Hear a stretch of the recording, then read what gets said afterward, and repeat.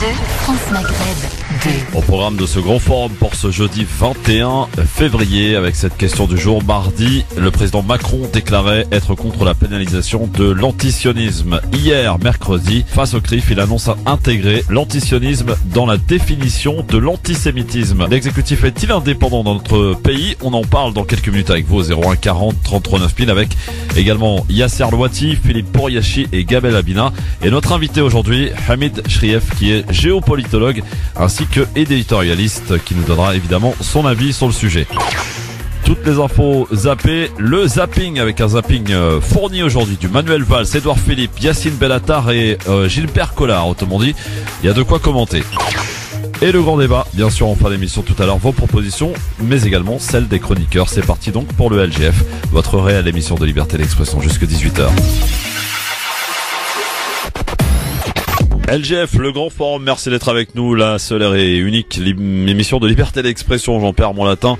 L'info autrement, c'est tous les jours de 16h à 18h sur France Maghreb 2, avec toute une bande de chroniqueurs. Aujourd'hui avec nous, monsieur Philippe Bouriachi, que vous connaissez maintenant d'Europe Écologie Les Verts. Salut Philippe. De loin, comme ça, voilà. Monsieur Gabel Abina, bonjour Gabel. Bonjour. Bienvenue à toi. Merci. Et comme c'est ta prums en tant que chroniqueur aujourd'hui, Gamal, est-ce que tu peux te présenter auprès de nos auditeurs? Qui es-tu? D'où viens-tu? Que fais-tu? Oh, c'est un long discours là. Oui. Pour faire simple et court, je m'appelle Gamal Abina, je suis militant associatif. On a fondé une association qui s'appelle le MDC, Mouvement des droits civiques. On s'inscrit dans la question du droit en ce qui concerne le mouvement. Pour mon parcours, c'est un parcours militant classique depuis une dizaine d'années sur le terrain. À la suite des révoltes des banlieues, conscientisation par mon père au départ, et puis par la suite par tout un tas de militants. Et à l'arrivée, je deviens une sorte de porte-parole, plus ou moins des quartiers, quoi. D'accord, bon. Notre invité aussi, il est avec nous. Il a l'habitude d'habiter Londres, mais il est de passage à Paris. Hamid Chrief, bonjour. Bonjour, merci pour votre invitation. Bienvenue à vous, Hamid. Vous êtes géopolitologue et vous êtes aussi éditorialiste pour quelques médias voilà. en roue libre, quoi. Exactement, tout à fait. Voilà, donc on va parler avec vous et puis notre ami Yasser Louati, qui ne devrait pas tarder, qui a comparu ce matin avec le CJL parce que ils ont fait un article le CJL sur la police municipale de Colombes, et la mairie de Colombes les a attaqués en justice, donc ils comparaissaient ce matin. On aura peut-être des nouvelles tout à l'heure de ce qu'il advient de cette comparution ce matin au tribunal de Nanterre. 01 40 33 9000, la question du jour, elle est toute simple aujourd'hui. Mardi, le président Macron déclarait être contre la pénalisation de l'antisionisme. Hier, mercredi, face au CRIF, à la convocation au CRIF, il pense à intégrer l'antisionisme dans la définition de l'antisémitisme. L'exécutif est-il indépendant? C'est la question que l'on se pose clairement aujourd'hui et à laquelle vous allez répondre si vous le voulez bien.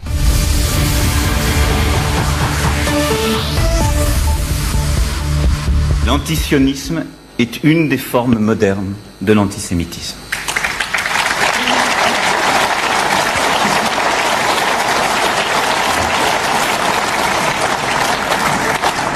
C'est pourquoi je confirme que la France, qui, comme vous l'avez rappelé, l'a endossé en décembre avec ses partenaires européens, mettra en œuvre la définition de l'antisémitisme adoptée par l'Alliance internationale pour la mémoire de la Shoah.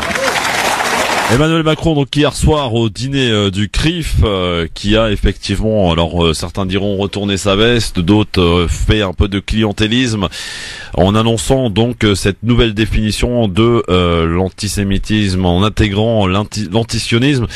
Ça me paraît très compliqué cette histoire, hein, Gabel Abina. Est-ce que tu penses cela possible, et jusqu'où on peut finalement s'interroger et peut-être aussi s'insurger vis-à-vis de cette nouvelle orientation de l'exécutif? Déjà, le ridicule de parler d'antisionisme et d'antisémitisme, de mélanger les genres, on sait d'où ça vient de l'extrême droite historiquement. C'est une façon d'instrumentaliser la cause palestinienne au profit de la haine du juif. Le problème, c'est que lorsqu'il veut faire cette logique, quand il a cette logique-là, il dit quoi? Il dit qu'il veut pénaliser les mouvements ou militants ou même personnes individuelles en raison. Il veut les pénaliser parce qu'ils auraient des idées anti-sionistes. Le problème du sionisme, c'est que c'est une idéologie politique. Ça n'a rien de racial, ça n'a rien de religieux. C'est une simple idéologie. Et la majorité des sionistes, contrairement à ce que les gens ne savent pas, c'est qu'ils sont chrétiens.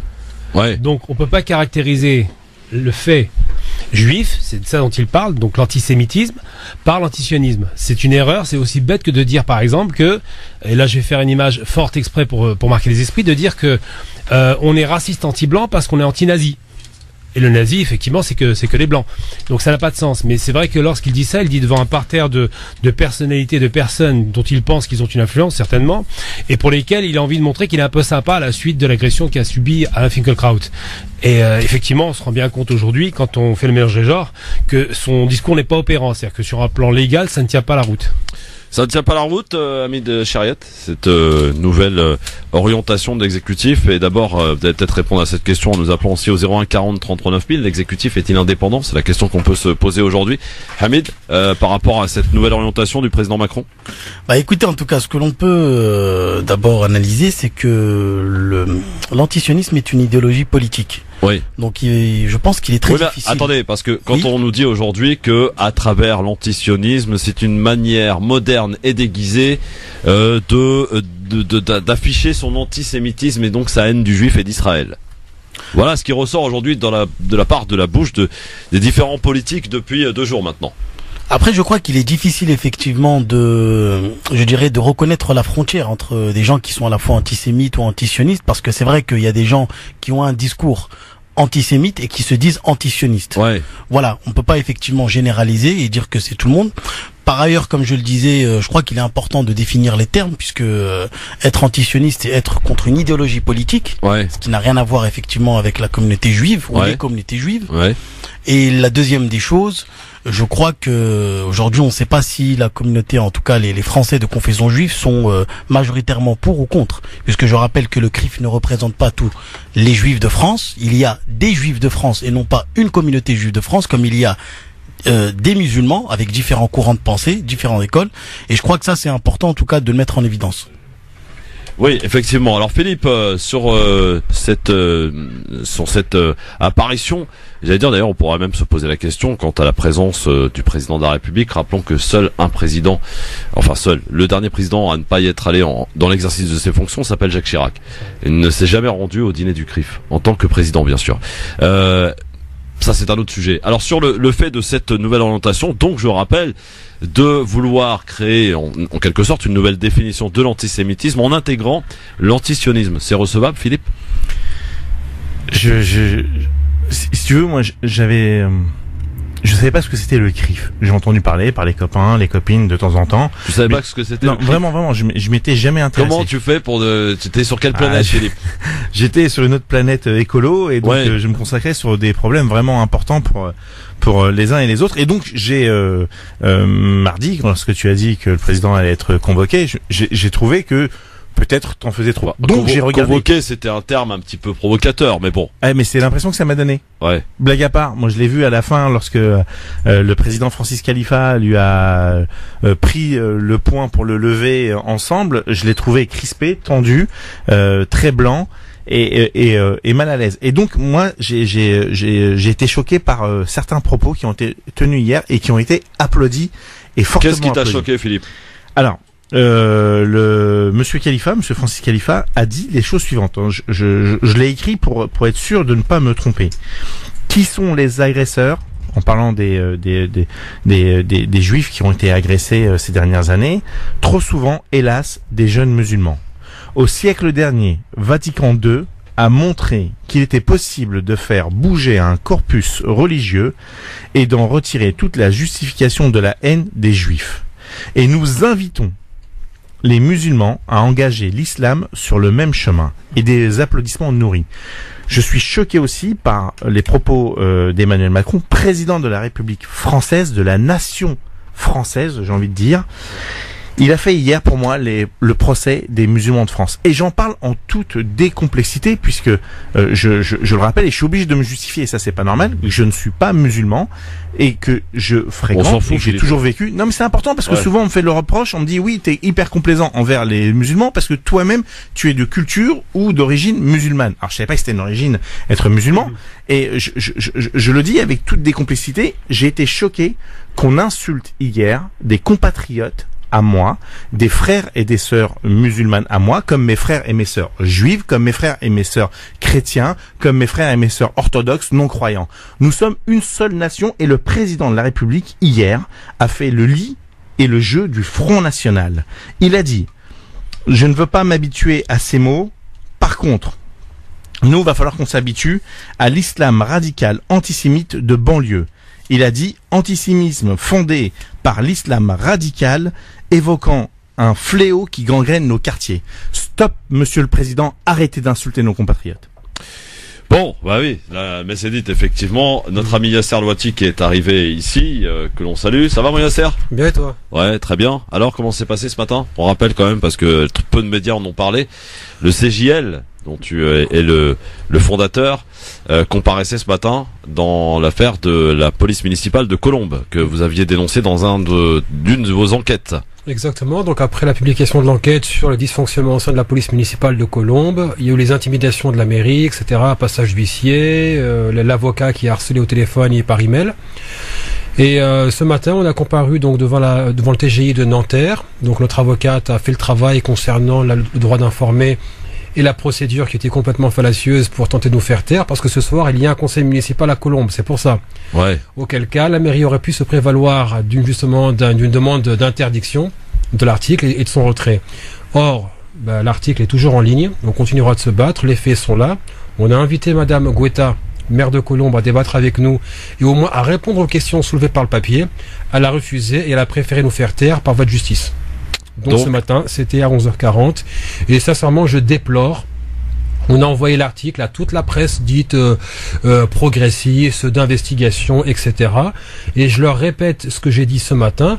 Ne voyez pas en nous des rivaux. Nous relevons les dysfonctionnements, nous les rendons publics. Et ceux qui sont là pour les relier, ce sont vous-mêmes. Mais malheureusement, ni Libé, ni Mediapart, ni Politis, ni Regard... Personne, absolument personne n'a dénié. Et je sais qu'ils lisent les mails, attention, parce que je sais que l'article tourne. Mais voilà, est-ce que quand j'avais un discours victimaire au CCIF, c'était la bienvenue? Aujourd'hui qu'on fait des enquêtes pour tout dénoncer, tout d'un coup on marche sur leur patte-bande. Qu'est-ce que ça a donné l'audience ce matin alors? Donc le jugement sera rendu le 21 mars. Ouais. Et donc entre-temps l'article restera en ligne. Qu'est-ce qui a été demandé? Alors, la mairie a demandé le retrait de l'article et 2000 € par jour d'astreinte où l'article serait encore en ligne. D'accord. 2000 €. Ouais. Bon. Et tu l'as senti comment, toi, Yasser? Maintenant, on y a été sereinement. On veut dire, on n'a pas menti, on n'a pas avancé des faits qui sont pas prouvables. Nous avons tous les éléments, tous les témoignages, tout a été corroboré, les documents sont chez nous. Mais en fait, ils n'ont pas adressé le fond de l'article. Ils ont juste dit oui, vous nuisez à l'image de la mairie. Ouais, mais bon, quand les habitants de Colombes, où j'ai habité jusqu'il y a 1 an, parlent d'une mairie mafieuse de type Pasqua, parce que Nicole Guetta et l'héritière de Pasqua est une proche de Charles Pasqua. Donc les pratiques sont les mêmes. En fait, en gros, ce qui se dit, c'est que c'est du balkany en plus sophistiqué. Affaire à suivre. Donc jugement rendu le 16 mars, c'est ça? Le 21 mars. 21 mars, pardon. Revenons à nos moutons, mon cher Yasser. Hier avait lieu le dîner annuel du CRIF, le dîner communautaire du CRIF, on peut l'appeler ainsi. Non, du lobby, c'est pas un dîner communautaire. Le CRIF, c'est pas une communauté, c'est un lobby. Oui, bon, ouais, si tu veux. C'est pas si je veux, c'est non, mais... c'est. Je veux dire, c'est pas le CRIF n'est pas une communauté, c'est un lobby. Oui. Alors le dîner lobbyiste du CRIF, donc hier soir, auquel s'est rendu pas mal de ministres et surtout le président de la République Emmanuel Macron, qui a effectivement eu cette phrase alors qu'on était plutôt tranquille, on partait sereinement, puisque mardi il s'était exprimé en disant que de toute façon il était pas franchement favorable à créer une loi pour lutter contre l'antisionisme. Ça lui paraissait un peu compliqué et difficile. Hier soir, il nous annonce vouloir créer une nouvelle définition de l'antisémitisme en intégrant l'antisionisme. Qu'est-ce que ça t'évoque, cher Yasser? Pour rebondir sur ce qui avait été dit sur la critique d'Israël, donc en gros, demain, si on critique l'Arabie Saoudite, ce que je fais moi-même, on est islamophobe. C'est un peu la même logique. Deuxièmement, sauf que tu seras pas ennuyé dans les faits, si tu oui, critiques mais l'Arabie Saoudite. La logique est la même. Ouais. Donc on dénonce la brutalité du régime saoudien envers son propre peuple, on peut pas ne pas dénoncer ce qu'Israël fait subir aux Palestiniens. En plus, c'est vraiment un mécanisme vraiment qui me révulse et dont j'en parlerai dans ma chronique, c'est qu'on renvoie systématiquement les Juifs à une appartenance extraterritoriale. C'est que nécessairement, il y a une solidarité entre être juif et Israël. Donc on confond identité juive et soutien au sionisme. C'est comme ceux qui vous disent chaque musulman doit nécessairement soutenir Daesh. Ouais. D'accord. Donc chaque juif est forcément sioniste et donc auquel cas il faut légiférer. Autre point, c'est qu'on a quand même un président, comme tu le disais à l'instant, il a été convoqué. Et on voit vraiment que la République vraiment baisse la tête devant ce lobby. Mais pour ceux qui s'offusquent des déclarations d'Emmanuel Macron et ceux du président du CRIF, sincèrement, arrêtez d'être surpris, ça va continuer.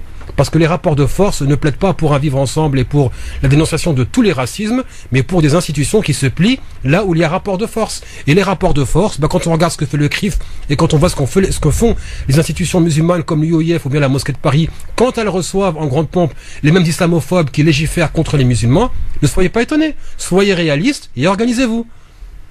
Organisez-vous. Alors la question que l'on pose aujourd'hui, Gamal, est-ce que l'exécutif, selon toi, est indépendant? Vous répondez non à 86% sur Facebook, 88% sur Twitter, Facebook France Maghreb 2, Twitter Le Grand Forum FM2. Ce que je vais dire clairement, là vraiment je vais être très très clair. J'entends beaucoup de bêtises dans le genre les Juifs contre la France ou le monde. Je ne crois pas une seconde en cela. Il faut rappeler tout de même, parce qu'on parle beaucoup d'Israël en ce moment, et c'est bien de la question dont il s'agit effectivement. Monsieur Finkielkraut, qui est sioniste, a été attaqué par un type qu'il a traité de sale sioniste, il n'y a pas de sale juif. Donc c'est des questions politiques. Et on fait croire, moi je pense pas que l'exécutif ne soit pas indépendant. Il est indépendant, mais il faut se rappeler quand même que Sykes-Picot, ces accords-là ont été signés pour la création en partie de l'État d'Israël. C'est donc un produit occidental franco-anglais. Ce ne sont pas les Juifs, contrairement au mythe entretenu, qui ont créé Israël. Ça, c'est un mythe fabriqué. C'est pas 3 banquiers juifs avec un Théodore Herzl journaliste qui auraient pu créer un État en Palestine. Ce sont des États occidentaux qui avaient besoin d'un satellite qu'ils ont créé là-bas de toutes pièces, et ils ont utilisé un peuple après l'avoir martyrisé. Je parle du peuple juif, et ils les ont virés en Palestine. C'est ça la réalité. Donc l'État français est indépendant. Monsieur Macron, lorsqu'il va au CRIF, juste chercher des voix, ni plus ni moins. Et en aucun cas, je ne crois pas qu'il ait été convoqué. Je pense qu'effectivement, ça le satisfait pleinement. Preuve en est, c'est que depuis 1 an et demi de son arrivée au pouvoir à Emmanuel Macron, il s'appuyait beaucoup sur la communauté arabo-musulmane. Je parle des arabo-musulmans parce que je ne veux pas caractériser par l'islam. Et il a beaucoup reculé et fait reculer les grands médias, les médias mainstream, sur la question d'islamophobie. Pour le coup, il la haine anti-arabe. Donc, en l'occurrence, je ne pense pas qu'il soit aux ordres. Je pense que ceux qu'il prétend servir sont les gens qui le servent avant toute chose. Et pour démontrer, quand l'AIPAC, par exemple, le lobby juif américain, fait pression, et israélien pour être précis, aux États-Unis sur les présidents, ne fait pas pression. Il leur chuchote à l'oreille des choses et les présidents prennent ou ne prennent pas. Et la démonstration absolue que je fais par rapport aux antisémites réels, donc je parle des organisations type Égalité et Réconciliation qui ont vendu ça aux arabo-musulmans, c'est qu'aux États-Unis, lorsque l'AIPAC parle aux autorités américaines, ils leur demandent depuis 25 ans, tout comme les premiers ministres israéliens, depuis 25 ans, ils demandent la même chose, ils vont mendier aux États-Unis le bombardement de l'Iran. S'ils dirigeaient les États-Unis, il y a longtemps que ce serait fait. La preuve est faite, c'est qu'ils ne dirigent pas le monde. Ahmed Cheriev, vous qui vivez à Londres, on sait que l'Angleterre a une autre posture des communautés. C'est pas le même cheminement qu'ici en France. Est-ce qu'on peut parler d'une spécificité à la française aujourd'hui sur ces thèmes? Que ce soit l'antisémitisme, le racisme, on a l'impression finalement on fait une hiérarchisation du racisme. Il y a le bon et le mauvais racisme. Je crois qu'en fait que le problème en France, c'est qu'il y a des communautés, parce que si on s'en requiert à la Constitution, la République est unie et indivisible, l'article 1er de la Constitution. Ouais. Le problème, c'est qu'il y a des communautés où on refuse effectivement de voir ces différentes communautés. Donc je crois que pour qu'il y ait une cohésion sociale aujourd'hui en France, je crois que le pouvoir politique a en tout cas utilisé plusieurs communautés, a utilisé des tensions sociales et ethniques, voire même religieuses, pour effectivement une stratégie électorale. Depuis 40 ans, cela a été fait par les partis politiques. Et les premiers responsables aujourd'hui, c'est les partis politiques français. C'est à eux qu'il faut demander des comptes aujourd'hui. Je crois qu'aujourd'hui, il faut effectivement avoir cette cohésion sociale en France et reconnaître les particularités, mais au sein d'une République française. Philippe, d'accord avec ça?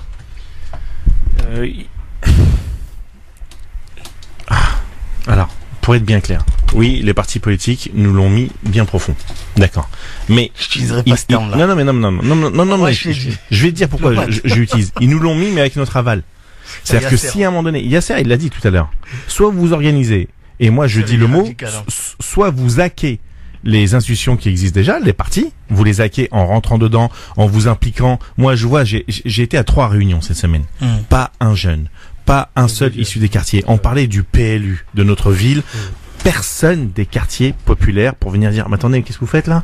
Vous nous enlevez les espaces verts, vous enlevez notre cadre de vie, maintenant ça va pas ça. Personne. Donc à un moment donné, c'est normal que les gens te prennent pour un paillasson lorsque tu dis rien. Au début, ils te bousculent, ils s'excusent, puis après ils te bousculent, ils s'excusent plus, puis ils te marchent sur le pied, puis à la fin, ils finissent carrément par dire, mais c'est normal ce qu'on fait depuis longtemps. Ouais. Et puis vous nous servez de caution. Moi, je voudrais rebondir sur quelque chose. On a parlé de groupes identitaires, égalité et réconciliation. Emmanuel Macron hier a parlé de la dissolution, de dissoudre 3 groupes identitaires de blocs antisémites clairement déclarés. Et il y en a un qui s'appelle le Bastion social. Alors moi, je me suis un petit peu renseigné. Sauf que il y a déjà une procédure en cours depuis 2 mois pour la dissolution de Bastion social. Donc il faudrait que réellement, je sais qu'Ismaël Emelien est parti et donc il est un petit peu déstabilisé, que son ami Benalla est en prison et donc il est complètement perdu, mais il faudrait vraiment qu'il change des conseillers et qu'il vienne un petit peu plus précis. Autre chose, il a dit quelque chose de très grave hier. Il a parlé de ce dépeuplement dans les écoles du 93 et dans les écoles de France d'enfants juifs.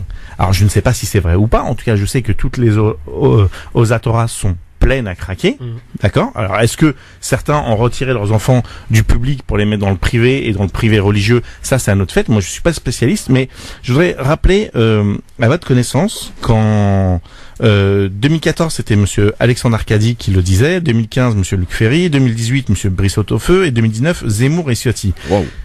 Sacré casting. Hein. Ouais, là, on a une belle brochette, là. On a les champions du monde. Et moi, il se trouve que j'ai un ami qui s'appelle Rodrigo Arena, qui est coprésident de la FCPE 93, et qui leur a répondu. Sauf que aucun média n'a relié ça. Et il dit les choses suivantes, je vous invite à aller sur sa page Facebook, Rodrigo Arena avec un S à la fin. Oui, il y a, des enfants juifs, encore, dans les écoles de France, et, chaque année, les écoles du 93 organisent des commémorations en se déplaçant à Auschwitz. Alors, arrêtez de donner des fake news, l'entourage de Monsieur le Président, ainsi que les chaînes de propagande pro-macronienne. On va accueillir Jamel de Chanteloup-les-Vignes dans un instant, 01 40 33 9000 autour de cette question, mais je vous propose juste de réécouter un extrait donc du président Macron hier soir lors du dîner du CRIF. Est donc venu des actes tranchants, concrets. D'abord, nommer le mal. Qui ne voit que l'antisémitisme se cache de plus en plus sous le masque de l'antisionisme. Je l'ai dit lors du 75e anniversaire de la rafle du Veldiv. L'antisionisme est une des formes modernes de l'antisémitisme. C'est pourquoi je confirme que la France, qui, comme vous l'avez rappelé, l'a endossé en décembre avec ses partenaires européens, mettra en œuvre la définition de l'antisémitisme adoptée par l'Alliance internationale pour la mémoire de la Shoah. Il ne s'agit pas de modifier le code pénal, encore moins d'empêcher ceux qui veulent critiquer, comme vous l'avez rappelé, la politique israélienne de le faire, non. Il s'agit de préciser et raffermir les pratiques de nos forces de l'ordre, de nos magistrats, de nos enseignants, de leur permettre de mieux lutter contre ceux qui cachent, derrière le rejet d'Israël, la négation même de l'existence d'Israël, la haine du juif la plus primaire. Emmanuel Macron hier soir, alors que c'est vrai que quand on réécoute cet extrait d'hier soir, on se dit mais comment ils vont faire? Je veux dire, juridiquement, ça va être quasi impossible. Ça va être peut-être à l'appréciation du juge de dire si effectivement cette critique antisioniste soit antisémite. Kamal, j'ai l'impression quand même que les juges vont avoir un sacré boulot, quoi. D'abord, c'est pas opérant. Il faut être très clair. Il faut définir les termes en justice. C'est compliqué. Et une fois que parce qu'il insiste, il dit, il s'agit pas de remettre en cause la critique de l'État d'Israël. Mais même lui, il est pas clair. Bah oui. Et j'ai l'impression, ce qui est marrant dans cette affaire, faut quand même se rappeler quand même des choses. D'abord, Monsieur Finkielkraut est un homme qui n'est pas du tout un personnage aimable, dans la mesure où il est toujours grande gueule, fort en gueule, extrême, dans des positions très méprisantes. Lui qui a parlé de grands remplacements pas plus tard que le lendemain de son agression. Et déjà, et puis surtout quand il était à Haaretz, il a parlé de nous comme des sauvages. On parle quand même, on se souvient quand même des termes qu'il utilisait de la banlieue. Quand il va en Israël, il dit des choses. Quand il dit des choses en France, c'est autre chose. Bref, quoi qu'il en soit, Monsieur Finkielkraut a pris 3 insultes dans la figure. C'est un classique. De la part d'un type que je soupçonne avoir été influencé par les réseaux soraliens, malheureusement, parce que mélanger, utiliser le terme de sale sioniste à la place de sale juif. D'ailleurs, faut se rappeler de ce qui a été dit par ce gars. Il a dit quoi? Il dit casse-toi, des insultes. Après, il a dit la France n'était pas chez nous, donc ça veut dire que Finkielkraut n'est pas chez lui alors qu'il est chez lui. Et quand il dit casse-toi, sale sioniste, c'est pas logique. Quand on est anti-sioniste, on veut qu'il reste en France parce qu'on veut pas alimenter Israël avec des sionistes. Lui, il dit casse-toi où? Dans quel pays? En Pologne? Non, il parle d'Israël. Donc ce gars n'est pas un antisioniste. C'est probablement un antisémite qui a parlé. Il a été arrêté, rappelons-le, placé en garde à vue depuis un matin. Actuellement, et tant mieux. Mais on a l'impression, en entendant M. Finkielkraut et toute cette espèce de mise en scène ridicule pour casser le mouvement des Gilets jaunes. Rappelons quand même que c'est quand même Finkielkraut en partie qui avait fait sauter à l'époque le mouvement sur la République, comment il s'appelait déjà? Nuit debout. Nuit debout, voilà. Nuit debout, qui du jour au lendemain a sauté pour des raisons similaires à celle-là. Il avait été agressé verbalement. Et on a l'impression que c'est une nouvelle nuit de cristal. On est le 9 novembre, M. Finkielkraut a été massacré avec 200 juifs. Il y a eu des milliers de synagogues qui ont sauté. Bref, une blague. En vérité, le vrai problème qui se pose aujourd'hui, c'est quoi? Est-ce qu'on peut qualifier quelqu'un qui a un problème avec la politique israélienne ou qui ne veut pas d'Israël comme étant un antisémite? Je réponds que non, parce que si on devient antisémite, à ce moment-là, les 80 millions de chrétiens évangélistes américains qui soutiennent Israël deviennent juifs. C'est ça la logique. C'est-à-dire qu'on dit que le sionisme, c'est juif. Et moi, je dis que le sionisme n'est pas juif. Le sionisme est une idéologie occidentale inventée par des chrétiens au départ, puis récupérée par des juifs pour récupérer la Palestine. C'est une sorte de 9e croisade. Ça dérange beaucoup de monde d'entendre ça parce que quand vous remettez les choses dans le bon ordre, vous ne satisfaisez pas l'extrême droite. D'ailleurs, je vais vous faire rire. Hier, Marine Le Pen, dans un exercice très particulier, s'est rendue sur I24, elle était littéralement interrogée par un procureur qui lui a fait son procès et elle avait raison.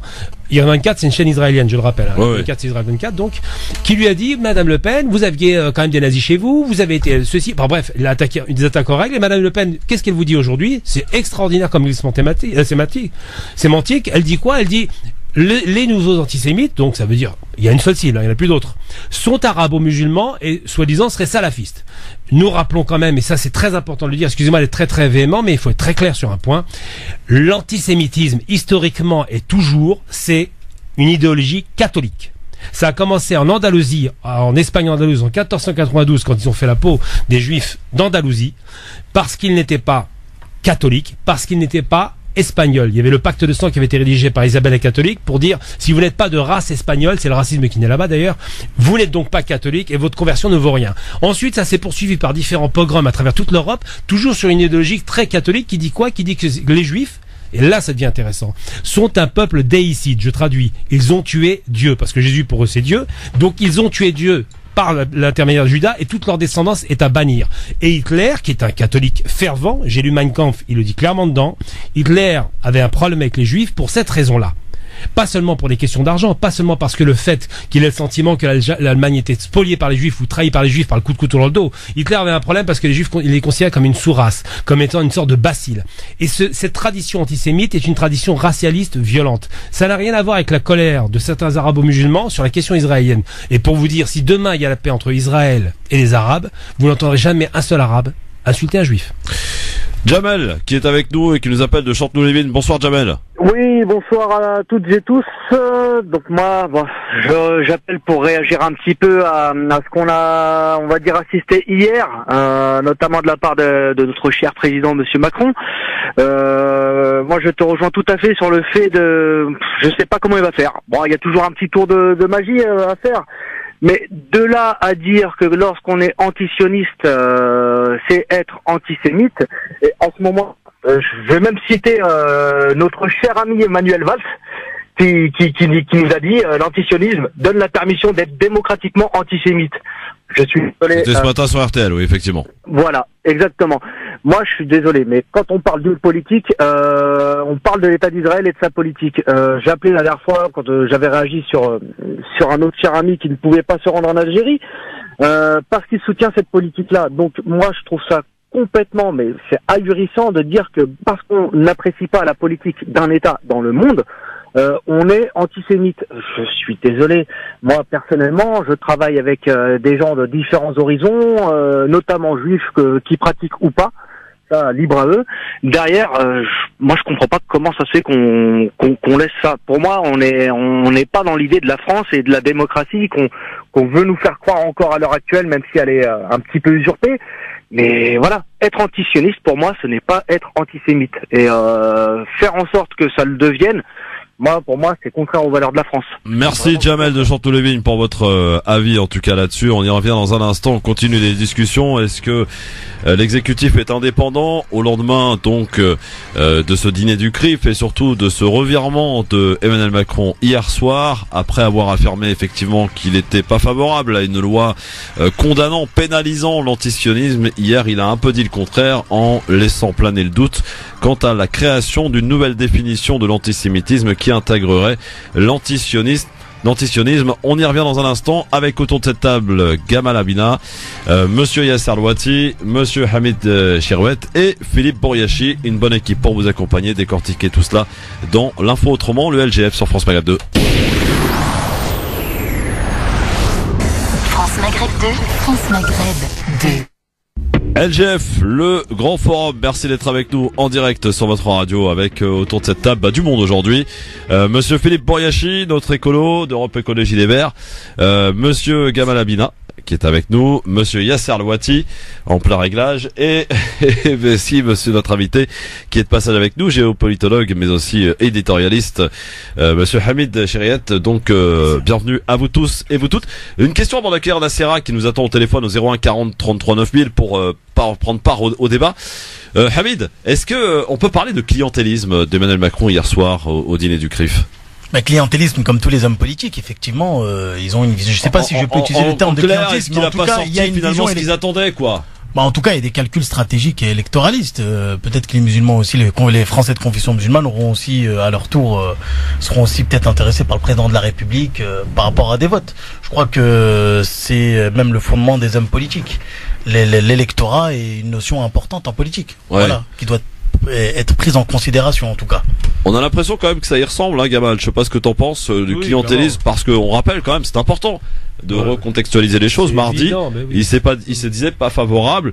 Je crois d'ailleurs qu'il y a une autre personnalité politique qui c'est Monsieur Richard Ferrand, le président de l'Assemblée nationale, qui a été questionné là-dessus chez Bourdin.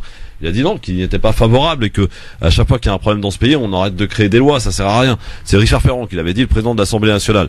Et puis le lendemain, on voit quand même qu'il retourne un peu sa veste et qu'il est en train de, finalement de donner ce que l'Assemblée attendait, quoi, finalement. D'où les applaudissements nourris d'ailleurs. Oui, toujours. On a l'impression, d'ailleurs c'est cocasse que le président du CRIF s'appelle Khalifa.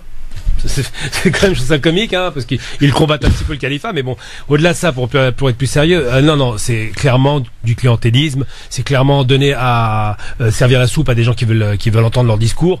Il sait parfaitement, puisqu'il a dit la veille, qu'il n'est pas en mesure de pouvoir obtenir une loi dans ce sens-là. C'est logique, ce serait contre-productif, ça n'a aucun sens. De toute façon, c'est un non-sens. Donc faut pas s'inquiéter finalement. Alors non, là aujourd'hui, on est en train de s'alarmer pour rien. Oui, parce que juridiquement, est-ce que ça tient dans la route, franchement? Non, il faut quand même. Yasser, Yasser Louati. Avant de fanfaronner, de se dire oui, bon, la vague va passer, il y a quand même une normalisation qui est en train de s'établir. Ça veut dire en fait, tout le monde s'est mis d'accord pour jeter en pâture ceux qu'on appelle les musulmans et les musulmanes de confession ou d'identité ou je ne sais quoi.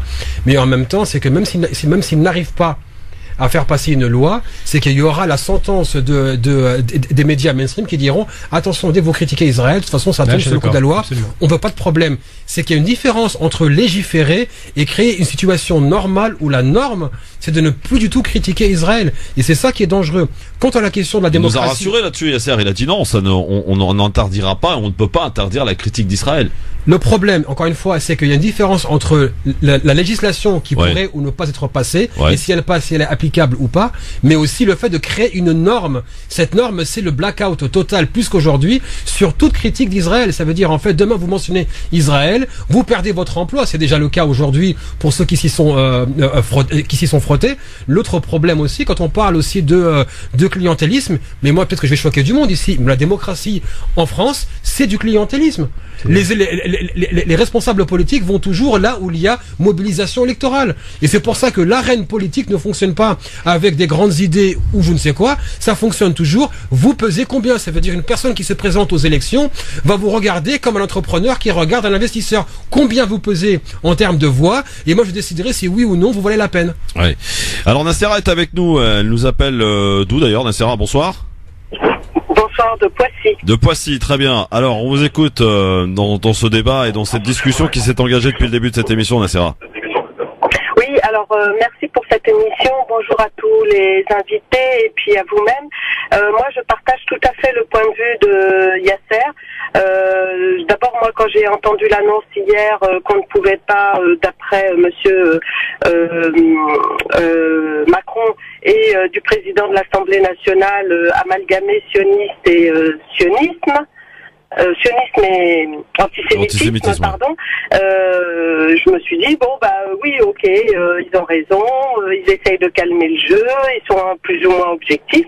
Et alors la déclaration que je viens d'entendre, en même temps, je suis étonnée et effrayée. Étonnée parce que ils ont quand même fait une annonce hier claire et nette, et aujourd'hui ils reviennent sur ce qu'ils ont dit. Moi je dis que le sionisme dans ce cas-là, pourquoi il est condamné par l'ONU? Si on va jusqu'au bout des choses, il y a quand même des résolutions de l'ONU qui est une instance internationale reconnue par l'ensemble des pays démocratiques, notamment européens, qui a condamné Israël pour sa politique sioniste et notamment d'expansion, donc de colonisation de la Palestine, mais aussi d'apartheid. Donc moi je suis choquée qu'aujourd'hui on puisse entendre ces propos dans la bouche de notre président de la République. C'est comme si hier on avait dit c'est interdit d'être contre l'apartheid en Afrique du Sud. Alors qu'aujourd'hui, les éloges envers Nelson Mandela, en veux-tu, en voilà, à juste titre, mais ça me paraît être relevé du même ordre d'idée. On ne peut pas condamner l'apartheid en Afrique du Sud et ne pas condamner l'apartheid en Palestine. Et la deuxième chose que je voulais dire, même s'il y a beaucoup de choses, c'est que effectivement, nous les Français, je vais dire non sous chien pour appeler celui qui est à l'origine du l'incident d'aujourd'hui, on se mobilise pas de manière efficace. On va pas voter, et ça c'est très important. Et effectivement, quand on a en face de nous un homme public, un homme politique qui vote des lois, il va voter une loi qui va lui permettre d'avoir le vote d'une population, et celle qui ne vote pas, il en a rien à faire. Et comme disait l'autre invité, au début on vous bouscule, on vous demande pardon, la deuxième fois on vous bouscule, on vous demande pas pardon, et la troisième fois on s'essuie les pieds sur vous, puisque vous n'apportez rien, vous ne participez pas, vous ne faites pas part de vos envies, de vos besoins, et vous n'exprimez pas non plus votre désaccord. Vous ne votez pas, donc vous comptez pour du beurre, pour être clair. Donc c'est normal qu'on en prenne plein la figure. On ne vote pas, on ne boycotte pas, on continue à regarder des chaînes. Pour certains, moi j'ai boycotté depuis longtemps LCI, TF1, même France Info et autres qui à longueur de journée racontent des choses islamophobes. On ne boycotte pas les magasins islamophobes aussi. On ne fait rien, on n'agit pas. On a un pouvoir d'achat, on a un droit de vote qu'on n'utilise pas, un pouvoir d'achat qu'on n'utilise pas. On pourrait boycotter beaucoup de choses et dire nous on est là, on existe par le vote, on existe par notre travail, on existe par notre pouvoir d'achat, et on veut être entendu, non pas traiter mieux que les autres, mais traiter comme les autres. Merci Nassera pour votre analyse en tout cas qui a été écoutée, mais alors de manière religieuse, j'ai envie de dire par l'ensemble de toute cette table. Bravo. Mais alors c'est pas faux dans ce qu'elle dit. Évidemment, c'est vrai que on a quand même une communauté qui ne vote pas, une communauté qui s'investit pas, une communauté qui n'arrive pas à s'organiser, à peser. Ça, on a eu ce genre de débat, mais alors à plusieurs reprises dans cette émission, mais la question qu'il faut se poser aujourd'hui, c'est pourquoi... tiens, je vais poser cette question à Hamid Cheref. Si je crois, vous n'aviez pas vu, vous, venir le mouvement des Gilets jaunes, il est pourtant là depuis 3 mois. Et on avait l'impression qu'autour de ce mouvement des Gilets jaunes, il y avait une espèce de frontière qui était un peu moins importante entre justement les gens issus des quartiers et la France profonde, qui au travers de ce mouvement ont vécu un petit peu pendant quelques semaines, quelques samedis, ce qu'on peut vivre depuis des années les gens des quartiers issus des quartiers populaires. Et finalement ça embêtait quelques personnes qui, alors là encore une fois ce n'est que mon interprétation, avaient peut-être le souhait de ne pas faire de cette révolution sociale mais une révolution ethnique. Chez certaines personnes, pour ne pas les citer, vous voyez très bien de qui je veux parler. Non. Si, vous voyez très bien. Le fameux taisez-vous là auquel j'ai fait référence, évidemment, parce que Madame nous parlait de sous-chien. C'était Alain Finkielkraut qui, dans l'émission de Tadei, s'était un peu emporté, énervé vis-à-vis de son contradicteur. Alors Hamid, sur justement cette question bien précise, sur ces personnes qui avaient envie ou qui tentent peut-être encore aujourd'hui de vouloir faire de cette colère sociale une colère ethnique. Oui, je crois que vous avez raison. Effectivement, la crise des Gilets jaunes, elle a montré en tout cas une vraie colère sociale vis-à-vis, en tout cas, des Français sur la question de l'inégalité. Et la question sociale est réapparue, en tout cas, dans le logiciel politique. Contrairement à beaucoup d'idéologues qui voulaient un peu droitiser, je dirais, ou ethniciser les questions sociales. Depuis, je dirais, ces 15 dernières années. Notamment monsieur Éric Zemmour, Alain Finkielkraut et d'autres théoriciens, en tout cas La liste est assez longue, hein, quand même. Voilà, la liste est assez longue. Oui. Donc, je crois que la question sociale est réapparue, elle s'est réappropriée, mais pas simplement la question sociale. Il y a la question aussi économique qui est importante, car les Gilets jaunes aujourd'hui, à travers les ronds-points, se mobilisent. Ils essayent de discuter entre eux et se réapproprient la démocratie. Et je crois que ça, c'est important. On a aussi vu la question africaine qui a été la grande oubliée du grand débat national, même si je sais que beaucoup de personnes ne sont pas d'accord. Mais je crois qu'aussi les questions africaines sont importantes, puisque il faut. Quel genre de questions africaines? La question, par exemple, de la politique française étrangère en Afrique, elle est directement pour moi liée à la question des quartiers et des banlieues, puisque nous-mêmes, nous sommes héritiers de ces pays-là. En tout cas de l'Afrique du Nord et de l'Afrique de l'Ouest, que ce soit les Noirs ou les Arabes en France. Et quel rapport avec les Gilets jaunes? Sur la question par exemple de la France-Afrique. Ça c'est une question aussi qui est importante. Je rappelle que la question énergétique, notamment sur les prix du gasoil, est une question qui est indirectement ou directement liée à la question africaine avec l'énergie, notamment au Niger, ou que ce soit en Guinée, ou que ce soit au Mali. Et je crois que ça, il y a effectivement aujourd'hui des Gilets jaunes aussi qui se sont intéressés à cette question-là. Et il est important en tout cas de le souligner. Est-ce qu'au travers de ces accusations... D'ailleurs, excusez-moi, je peux aussi écrire des notes stratégiques à certains leaders Gilets jaunes, dont je ne peux pas ici citer les noms pour pas les embêter, mais en tout cas... Vous avez écrit, vous, des notes stratégiques pour certains leaders? Plusieurs leaders des Gilets jaunes, voilà. Pas de nom? Par exemple, Thierry Paul Valette, qui est très connu. Bon. Enfin, je vous cite qu'un nom. D'accord. Yasser Louati, finalement, est-ce que cette focalisation, j'ai envie de dire... encore une fois, je répète, ici, nous ne nions pas qu'il y ait des actes antisémites, il y en a, et nous les condamnons avec la plus grande force. Mais aujourd'hui, le fait de focaliser de la sorte sur ces actes qui ont eu lieu et qui sont atroces et condamnables, est-ce qu'on n'a pas envie, après les avoir traités d'homophobes, de sexistes, d'antiparlementaires, maintenant, les Gilets jaunes, certains demandent l'interdiction des manifestations sous prétexte qu'effectivement seraient infiltrés au sein même des Gilets jaunes des idées nauséabondes d'antisémitisme et de la haine du juif et d'Israël. Yasser, est-ce que c'est, j'allais pas dire l'arme nucléaire pour interdire et tuer définitivement ce mouvement? Ça montre qu'on prend pas en fait la lutte contre l'antisémitisme au sérieux. Si on peut s'en servir comme une carte de communication politicienne, c'est qu'au fond l'antisémitisme, c'est comme on l'instrumentalise. C'est comme le coup du foulard en 2003. On a des millions de personnes qui sortent dans les rues pour manifester contre la réforme de retraite, ce qu'on appelle les réformes Raffarin. On sort le coup du voile pendant un an pour faire passer une loi qui était en fait déjà anticonstitutionnelle, mais les rapports de force encore une fois étaient tels qu'elle est passée. On a eu le coup encore une fois avec en 2008 et la crise économique, on a eu le débat sur l'identité nationale. 2009, on a eu l'affaire Woerth, on a eu le coup de l'interdiction du voile intégral, et ça continue.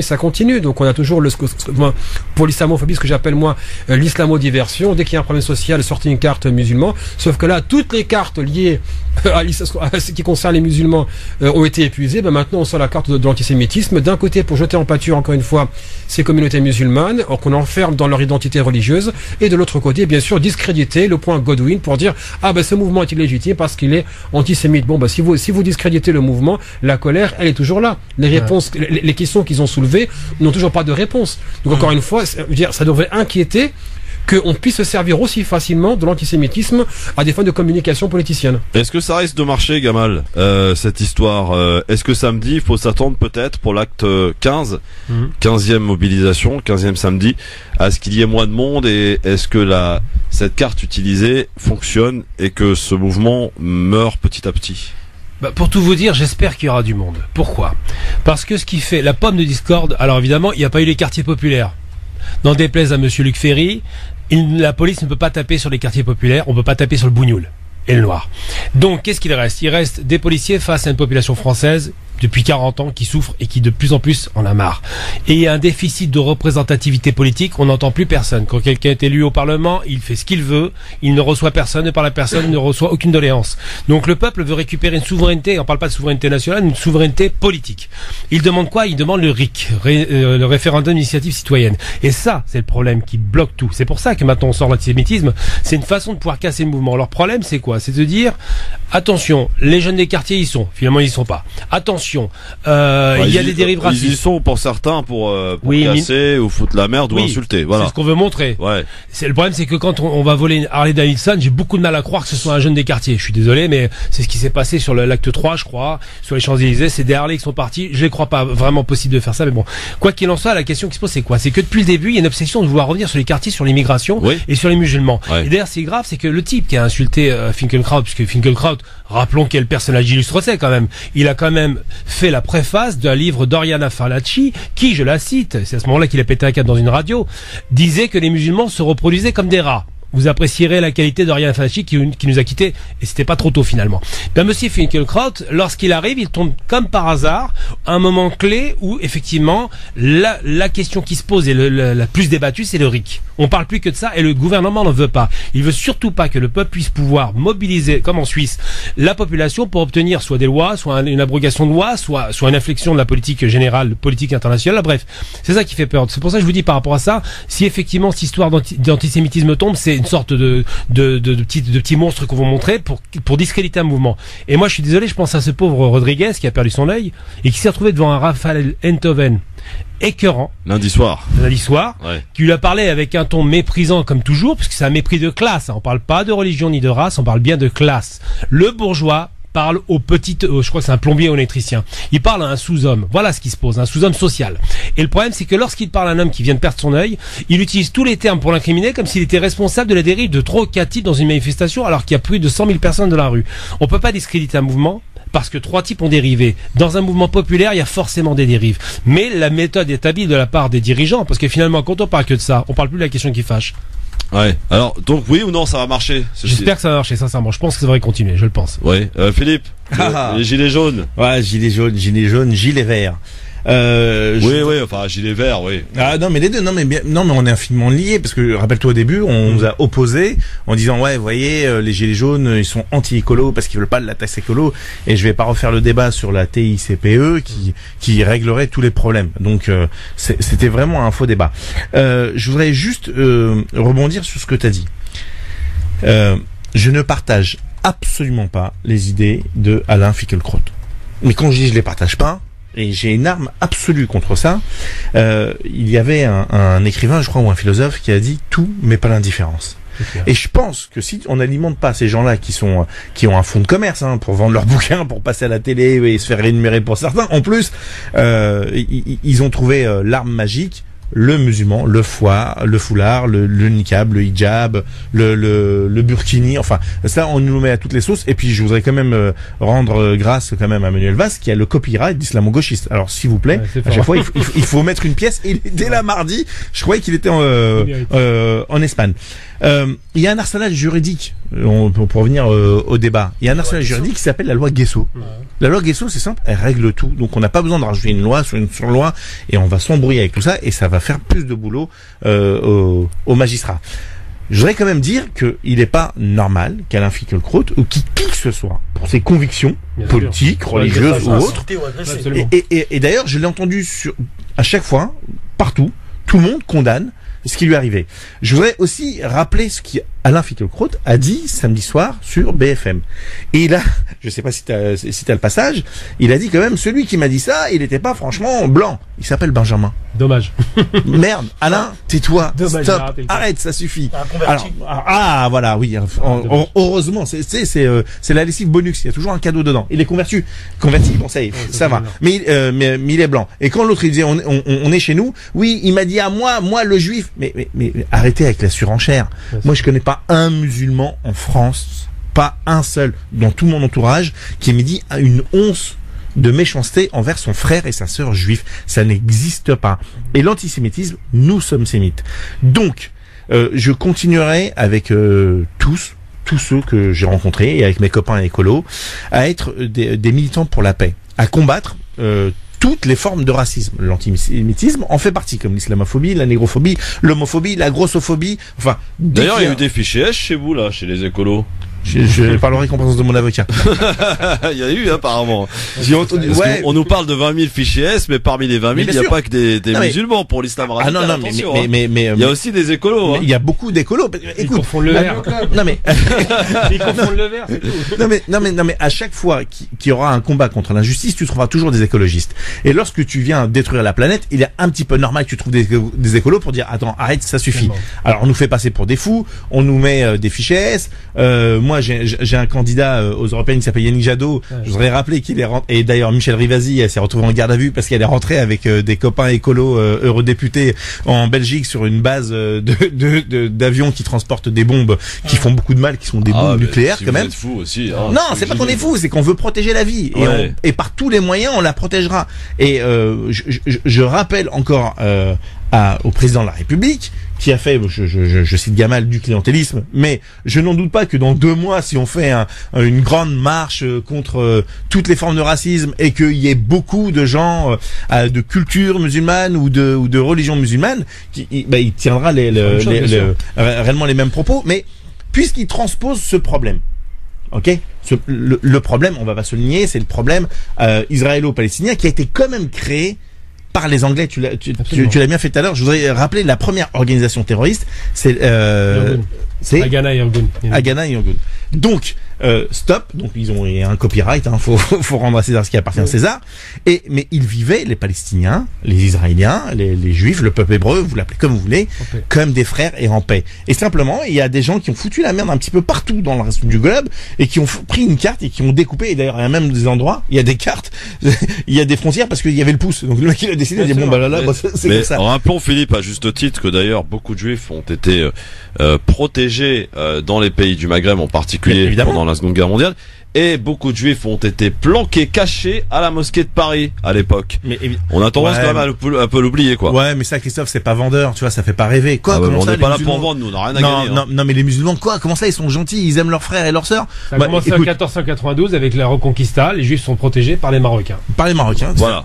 Alors justement, tout à l'heure, tu parlais d'une marche dans laquelle on pourrait inclure, j'allais dire, tous les racismes. Eh bien, hier, à Le Cri, l'antenne du CRI Marseille a organisé une manifestation avec le représentant du CRI Marseille qui est avec nous. Salut Manji. Salut Christophe, bonjour tout le monde. Alors Manji, dis-moi, est-ce qu'il y avait du monde hier soir? Est-ce qu'il y avait du monde à Marseille? Dis-nous la vérité. Hein. La vérité, il n'y avait pas énormément de monde. Il y avait moins de monde que la veille sur le lieu, effectivement. Mais les gens qui étaient là, ils avaient qu'un seul agenda, c'est des ventes dans les mains.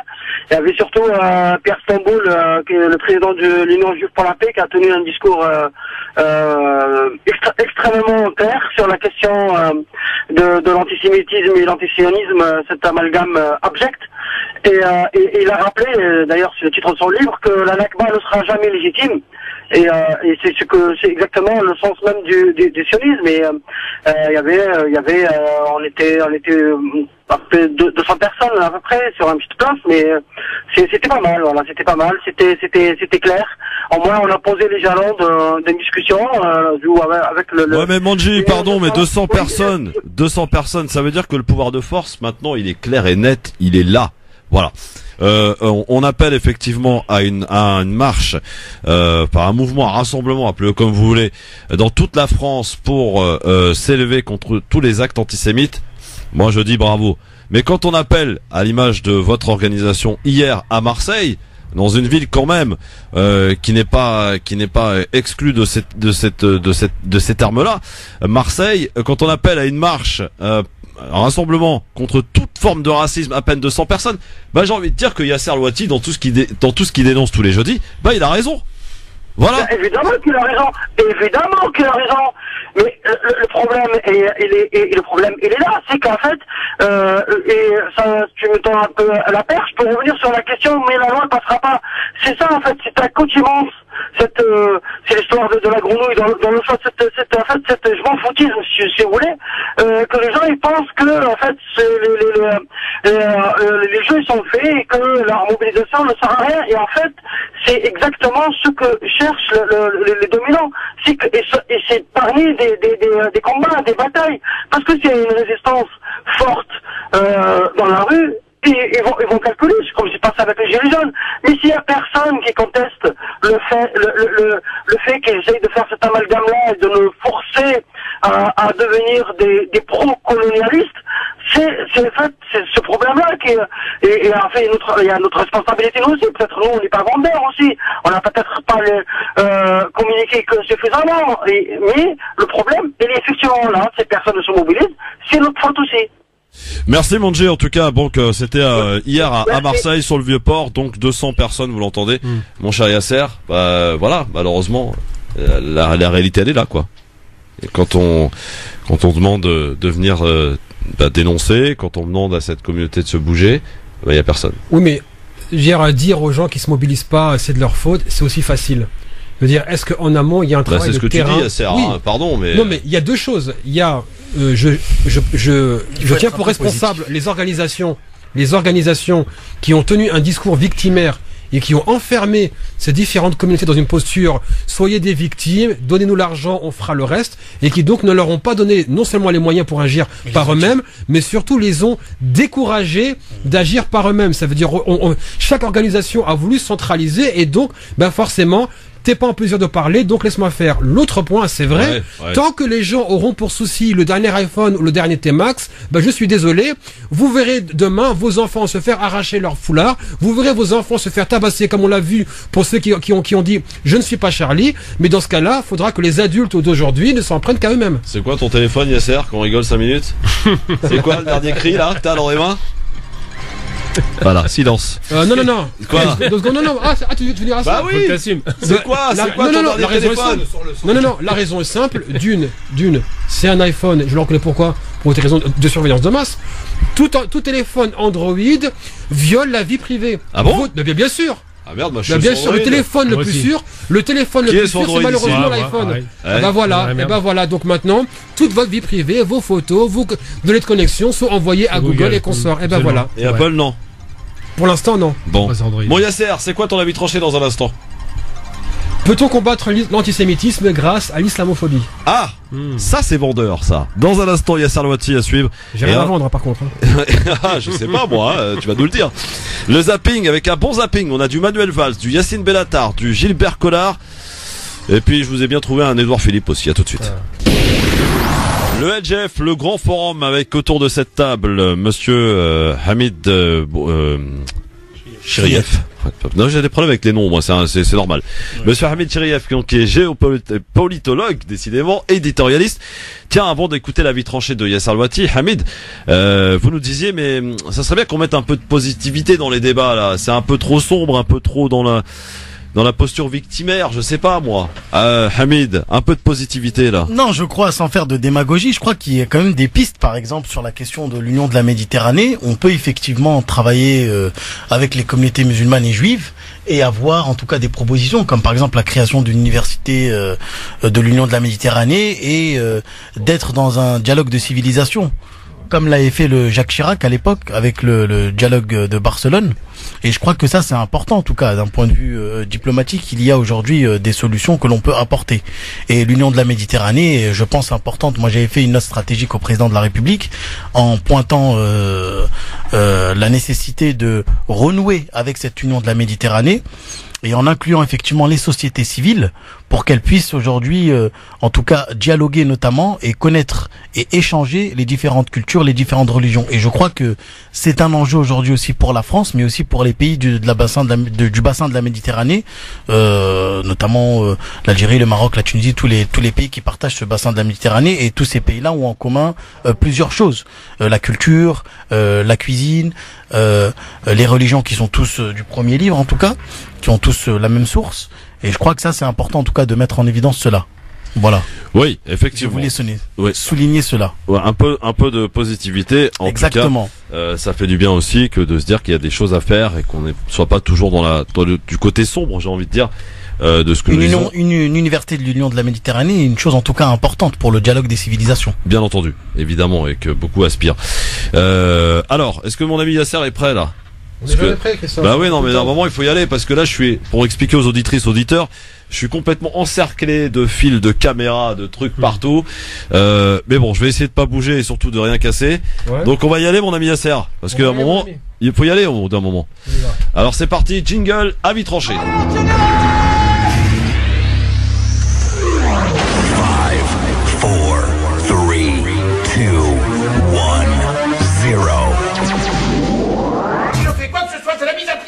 Alors piétinez-moi, allez-y. Le plus ancien des chroniqueurs du LGF, j'aime à le rappeler souvent, notre ami Yasser Louati, qui peut être un bon exemple pour tous ceux qui aspirent à devenir de futurs chroniqueurs dans cette émission.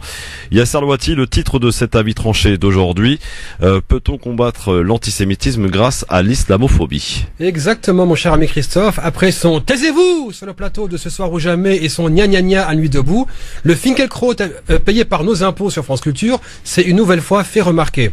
S'étant rendu à un rassemblement des Gilets jaunes, il a été accueilli avec le dégoût qu'il a alimenté depuis tant d'années. Mais bon, quelle surprise! Dans la foulée, Finky a pu compter sur Benjamin Griveaux, porte-parole du gouvernement et menteur en chef de la majorité, qui s'était saisi de l'affaire pour en faire une affaire nationale sur fond d'antisémitisme avec l'aide de la presse aux ordres d'un côté et celle qui veut montrer patte blanche de l'autre. Finky aurait donc été hué parce que juif et Benjamin Griveaux, connu pour sa probité et son honnêteté intellectuelle, avait même déclaré qu'il aurait été traité de sale juif. Les vidéos l'ont montré, c'était faux et archi faux. Le mensonge était pourtant flagrant et, bien qu'il soit adepte du plus c'est gros, plus ça passe, Griveaux a sorti la carte de l'antisémitisme pour faire diversion en pleine débâcle d'Emmanuel Macron et de sa cour, affaire des Gilets jaunes, affaire Benalla, affaire Kohler, privatisation des aéroports de Paris, etc., etc. Comme vous le savez, l'antisémitisme, comme toute autre forme de racisme, a son lourd passif ici en France. S'en servir à des fins de communication politicienne ne mérite que le plus grand mépris et devrait inquiéter au plus haut point tant la démarche de Benjamin Griveaux et ses semblables démontre que ce racisme, pas plus que les autres, n'est pas pris au sérieux par ceux-là même qui prétendent s'en offusquer. Au-delà du fait qu'Alain Finkielkraut récolte la haine qu'il a semée, je reste sidéré par la facilité avec laquelle la lutte contre l'antisémitisme a été utilisée pour alimenter l'islamophobie. Le même gouvernement qui voulait honorer Pétain il y a quelques mois ose se poser comme farouche opposant à l'antisémitisme et, pour se défaire de toute culpabilité vis-à-vis de la Shoah et ainsi s'essuyer les pieds sur le devoir de mémoire, fait porter la responsabilité de l'antisémitisme aux millions de personnes ciblées chaque jour par l'islamophobie.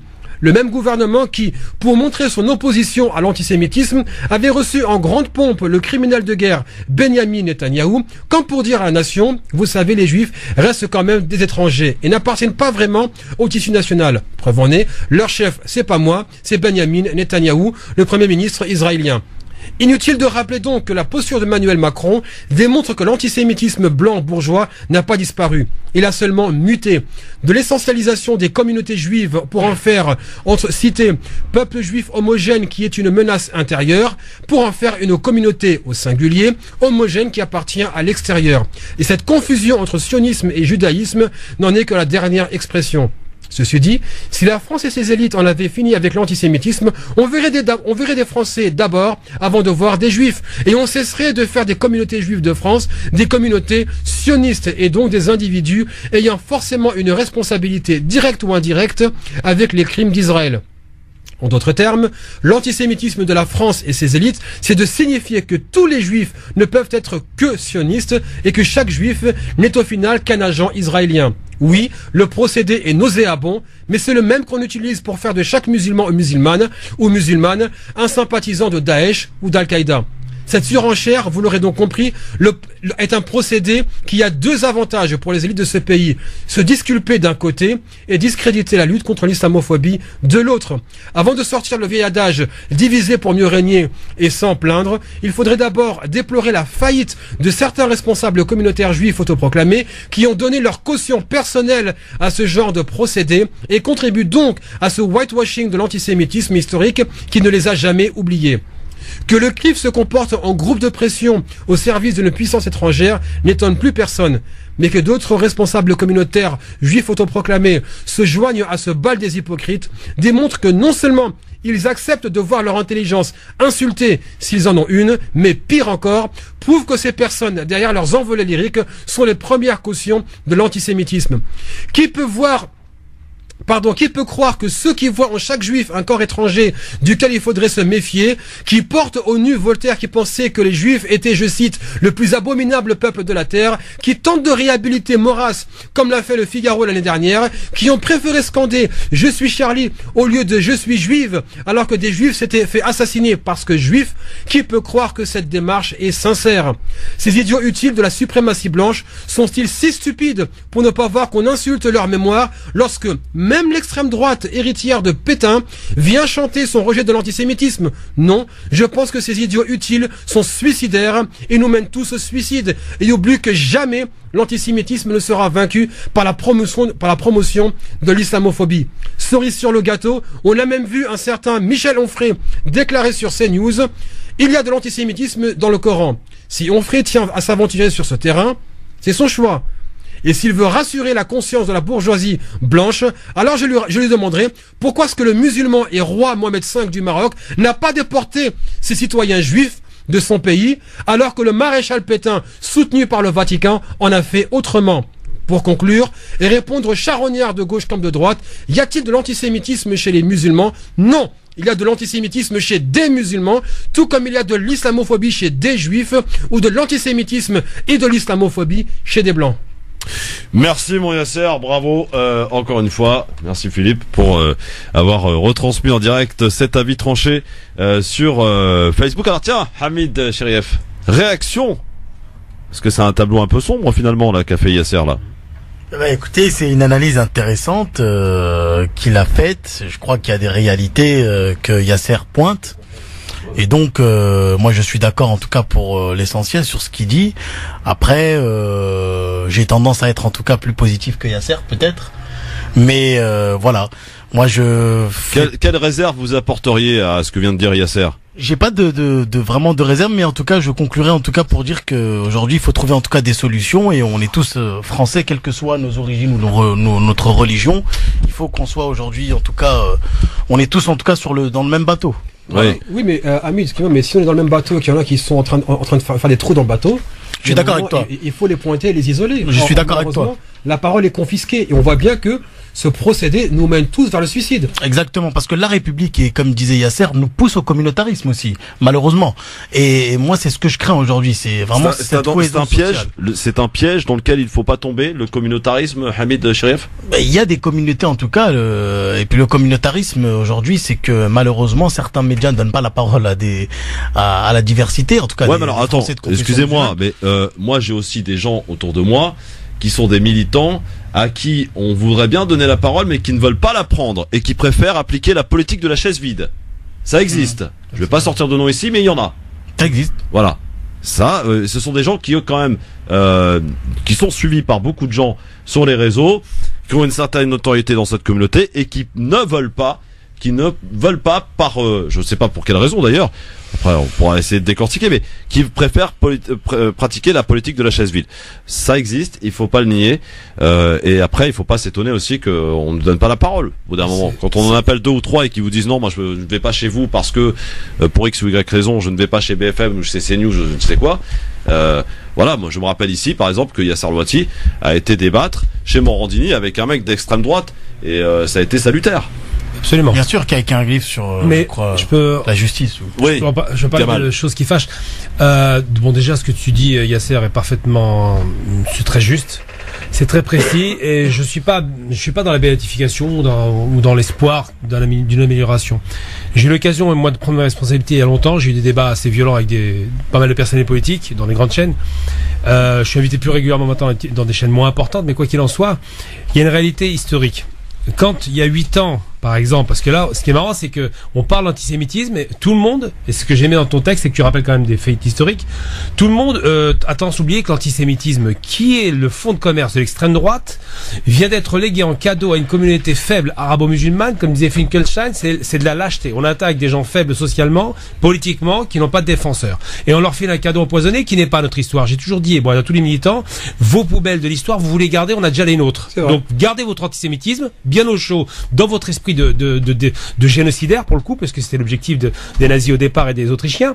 Et nous, on réglera nos problèmes. Ensuite, deuxième chose, il y a 8 ans, quand j'ai vu monter le phénomène, j'en ai parlé à beaucoup de militants qui n'ont pas pris la responsabilité à l'époque, le phénomène Alain Soral et Dieudonné, ce duo dynamique, j'ai dit le danger d'un Alain Soral tout seul était totalement nul. Mais depuis qu'il s'est associé avec Dieudonné, à l'époque c'était 8 ans donc, en 2011, j'ai dit ça devient un danger, parce que son message va passer facilement par Dieudonné. Et il se trouve que ce poison a été distillé dans tous les quartiers, et que tous les quartiers connaissent aujourd'hui Alain Soral et le connaissent tellement bien qu'ils le trouvent génial.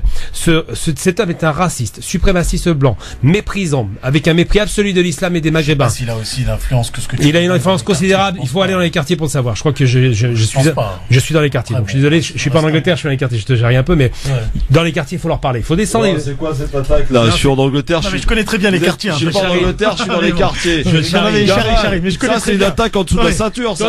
Totalement assumé. Merci beaucoup pour ma défense. Faut dire que non, son optimisme, c'est sa jeunesse. Je veux dire, moi, j'ai vécu l'époque des ratonnades, j'ai vécu l'époque des skins, j'ai vécu l'époque des flics de la guerre d'Algérie, j'ai vécu l'époque après de la montée du fils en France. T'as quel âge? 82 balais? Pratiquement 50 ans. À l'entendre, ouais, on a l'impression qu'il a 90 ans. Il va remplacer Finkielkraut à l'Académie française. Un demi-siècle. Tu vois beaucoup de choses. Et je sais ce qui s'est passé, et j'ai vu la montée en puissance orale. Il n'y a pas un type de quartier qu'ils ne connaissent pas. Parce qu'ils bouffent de la vidéo du matin au soir. Ils ne le lisent pas. S'il avait lu, non, mais c'est vrai qu'il est énormément suivi sur les réseaux. Il est très suivi, tout le monde le connaît et tout le monde répercute ses idées délirantes. Du juif qui est contre le monde, du juif qui est méchant. Et lui, il utilise la Palestine. C'est pas seulement conspirationniste, c'est un autre débat. Lui, ce qu'il dit, c'est que le juif contre le monde et que les juifs sont méchants parce qu'ils tuent les Palestiniens. Donc tu dois détester les juifs. Et le problème, c'est qu'aujourd'hui, dans le débat qui a été mené. C'est ce que dit Alain Soral, je précise. Oui, ce que Soral dit. Non, parce que, tu sais, on n'est pas à l'abri d'une oreille mal intentionnée qui déforme tes propos. Ce qui serait sympa, moi, ils peuvent pas m'attaquer parce que je suis le premier à avoir été le voir à la main d'or pour lui dire d'arrêter, je suis très clair dans le terme, d'arrêter d'instrumentaliser la communauté arabo-musulmane à des fins de racisme que lui veut nourrir, à savoir qu'il veut utiliser les Maghrébins pour dire la Palestine, il leur tape dessus, détester les Juifs en France. C'est deux questions qui sont totalement différentes, et de ce point de vue-là, il aurait fallu prendre ses responsabilités il y a 8 ans. Et dans les milieux militants, malheureusement, ils n'ont pas vu venir le danger, et aujourd'hui, on s'autorise à dire, et c'est le plus gros des culots, qu'il y a un antisémitisme des quartiers qui se serait généré tout seul, comme par hasard, par miracle, alors qu'il vient de l'extrême droite et que ça fait longtemps qu'il s'est installé, et depuis Soral. Et bizarrement, Soral vient tout juste de prendre 1 an de prison ferme, alors que ça fait au moins 5 ou 10 ans, parce que ça fait depuis 2004 qu'il sévit, 10 ans qu'il aurait dû prendre de la prison. Je ne comprends même pas qu'aujourd'hui, Madame Le Pen, dont Soral était son conseiller, je le rappelle aussi, ose nous dire chez I24, c'est fort de café, que les quartiers sont fondamentalement salafistes, donc antisémites. Vive la migration intellectuelle, et puis surtout, c'est amusant d'entendre dire que les salafistes, alors ça c'est le gag du siècle, donc les gens Daesh en gros, seraient antisémites. Je les ai pas vus attaquer Israël une seule fois, bien au contraire. Philippe Boriachi, en réaction de l'avis tranché de Yasser Louati qui avait pour titre comment combattre l'antisémitisme grâce à l'islamophobie. Peut-on combattre l'antisémitisme grâce à l'islamophobie, pardon? Je crois qu'on va remplacer l'antisémitisme par l'islamophobie, ouais. C'est la théorie du grand remplacement. Non, je sais pas. Je pense que le climat est hyper délétère, que la lepénisation des esprits a gagné même les gens dits modérés de gauche, parce que maintenant il y a des intégrés, c'est des modérés, et y compris chez les gilets jaunes. Si eux là ils nous ont sorti à toutes les sauces, et que Marine Le Pen est en train de s'acheter une virginité en étant la plus grande protectrice de la communauté juive, et bien évidemment l'antisémitisme. Pour Marine Le Pen, je cite ces mots, il est dû à une islamo-gauchiste radicale qui naît dans les banlieues.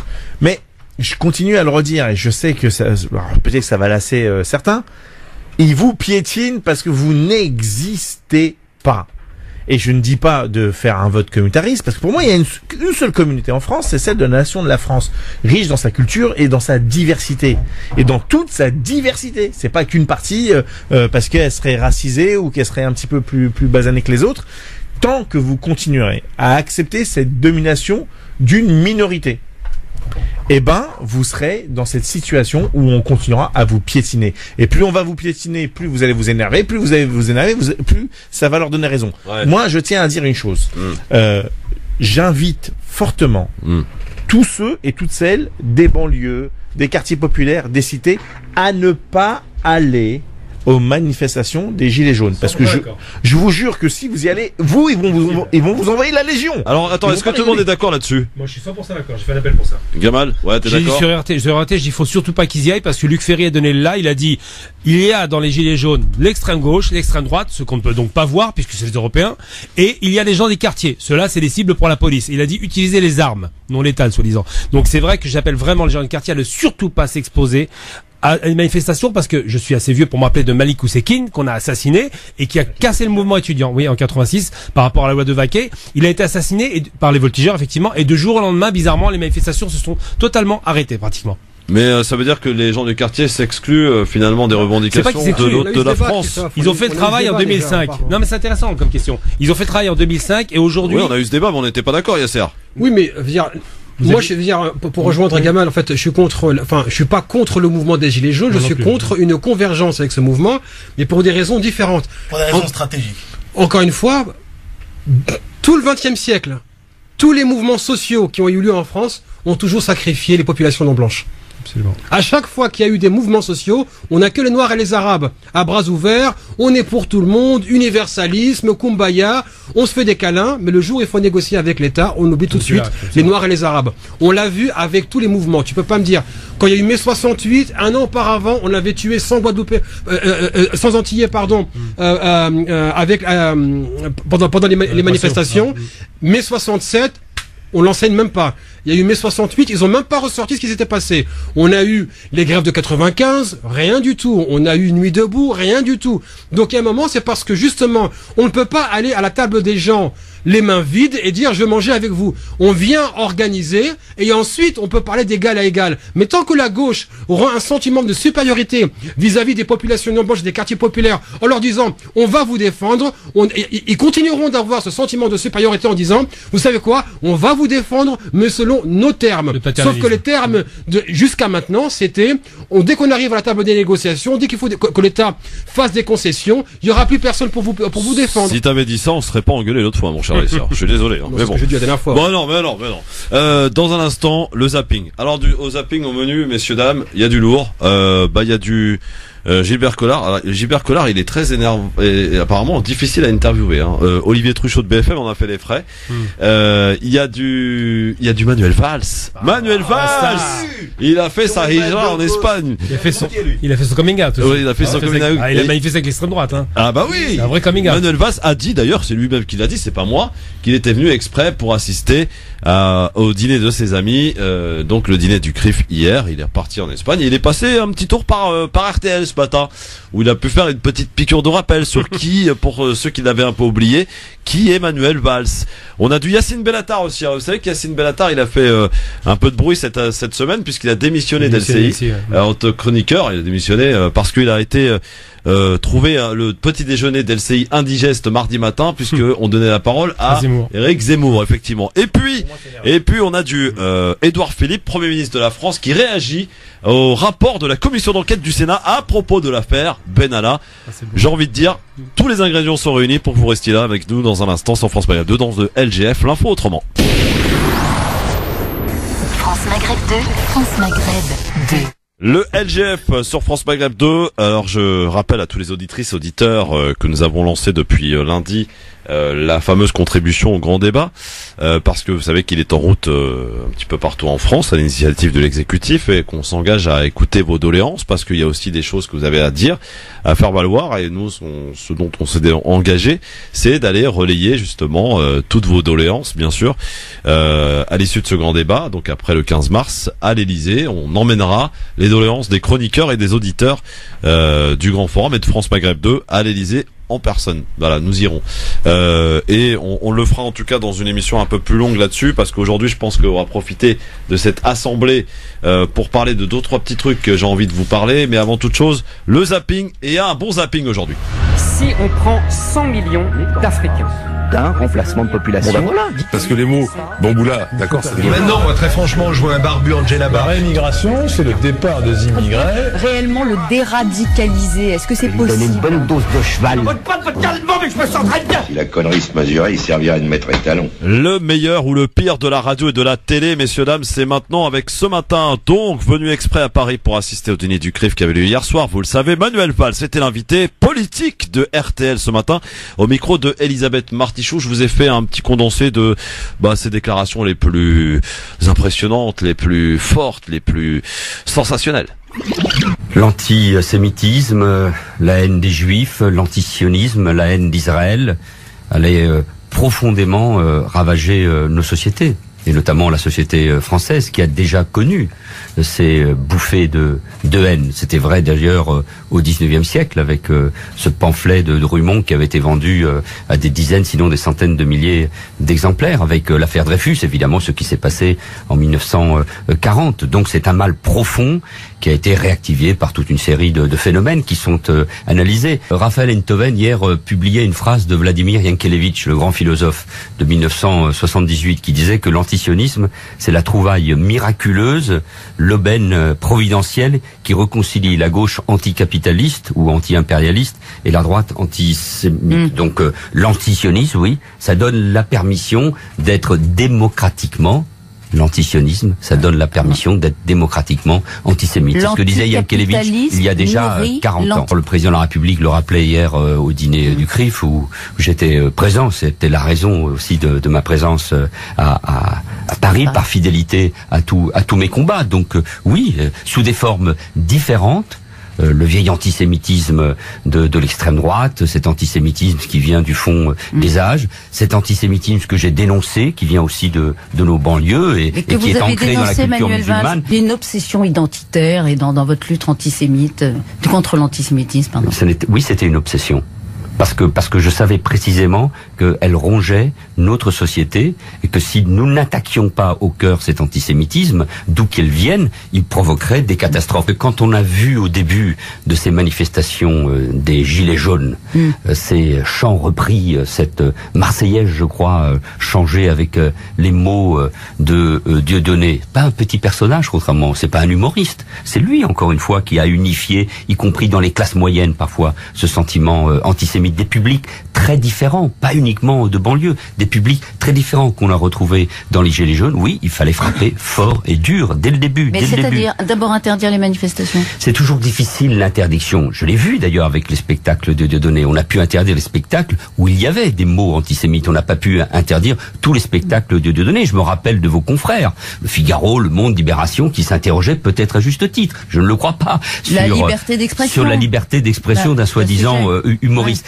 Les manifestations, c'est toujours difficile à interdire. Mais enfin, nous avons interdit des manifestations. C'est difficile, est-ce qu'il aurait fallu le faire? Oui, je le crois, parce qu'en 2014 et 2015, nous avons interdit des manifestations où on criait mort aux Juifs, et parce qu'on craignait qu'on recrie de nouveau mort aux Juifs. Avec ce qui s'est passé la semaine dernière ici en France, la question, mais moi je ne suis plus aux responsabilités, et je sais que c'est un sujet compliqué, mais la question d'interdire de nouveau des manifestations où il y a ces agressions verbales, physiques, peut se poser, mais ça ne permettra jamais d'empêcher des gens de sortir dans la rue, de crier leur haine. Ça veut dire que c'est un mal plus profond et qu'il faut l'attaquer dans tous les sens.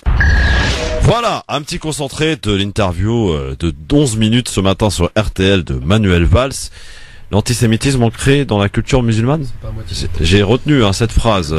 Ouais, bon, le problème c'est que RTL est en posture militante pour promouvoir l'islamophobie, et sincèrement pour moi, Valls est un non-événement. La question c'est RTL. Pourquoi? Parce que c'est RTL qui l'invite. Parce que Valls est mort. Valls n'existe plus politiquement. Mort politiquement, on rappelle. Oui, mort politiquement. Qu'est-ce qu'il vient faire sur RTL sans contradicteur? Et qu'en plus, même la présentatrice qui est face à lui ne dit rien apparemment.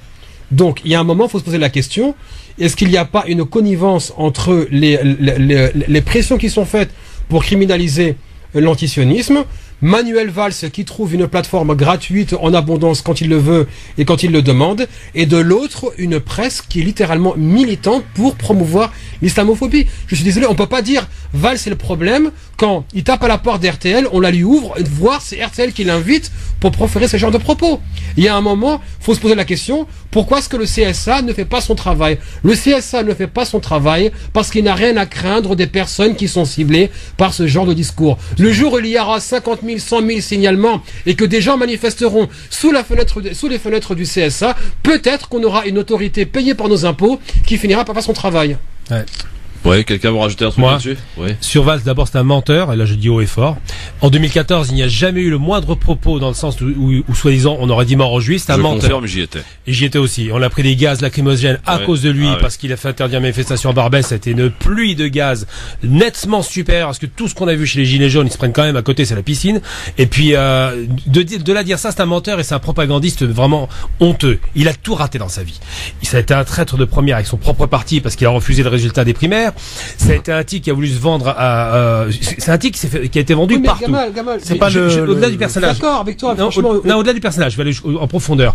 Quand Monsieur Valls fait interdire une manifestation en 2014 parce qu'il prétend qu'il pourrait y avoir un danger à l'ordre public, au motif que, et la réalité c'est que la LDJ est venue agresser les manifestants et que, étrangement, il y avait à peu près 30, 40, 50 000 manifestants dans la rue, pas un seul arabo-musulman et non arabo-musulman n'a utilisé le terme de juif pour qualifier ces agresseurs.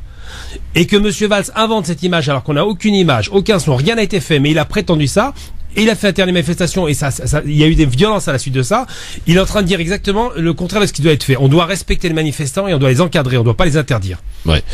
Autre chose. J'aimerais juste oui, Hamid, compléter ce qu'a dit Yasser. Je crois que le véritable fond, le vrai débat aujourd'hui, c'est le rapport de force de la communauté musulmane. Bien sûr. Et je crois qu'il est important. Ça, on le dénonce régulièrement dans cette émission. On peut ne pas être musulman, voilà, et rejeter profondément ce que dit Valls. Exactement. Et je crois que c'est le vrai débat, c'est RTL qui ne respecte pas la charte de Munich. La charte de Munich sur les médias. Donc je crois qu'il faudra aussi réformer ou créer en tout cas un conseil. Je comprends pas que ça vous offusque de recevoir Valls, on reçoit Zemmour, on reçoit tout le monde, ça pose pas de problème. Oui, mais il n'y a pas tout le monde, Zemmour est encore en poste. Ouais, mais ce sont là quand on invite ce genre de personnages, ce sont aussi une partie de la France qui contradictoire. Moi, je suis totalement d'accord pour que ce soit invité, mais il faut une contradiction. Ouais, il faut une contradiction. Non, mais il faut une contradiction, c'est-à-dire qu'il faut des débatteurs. Sincèrement, je veux dire, une approche très radicale sur les libertés d'expression. Là-dessus, pour moi, légiférer sur les discours, on sait quand ça commence, on sait plus où ça s'arrête. Par contre, quand je dis liberté d'expression, c'est pas privilège de l'expression. Oui, parce que là, ce que nous avons aujourd'hui, c'est que des gens peuvent dire tout ce qu'ils veulent, et lorsqu'on les contredit, ils deviennent victimes, ils ne supportent pas la contradiction. Pourtant, ceux qui sont ciblés ne sont jamais invités pour les contredire. C'est là qu'il y a privilège. Alors, on y va parce qu'il faut qu'on enchaîne les enfants, ça tourne la pendule. En France, hier, donc on attendait avec impatience, après la publication du rapport du Sénat sur l'affaire Benalla, hier, la réaction de l'exécutif. Il faut dire que le document, sans doute très critique, dénonce des dysfonctionnements majeurs à l'Élysée.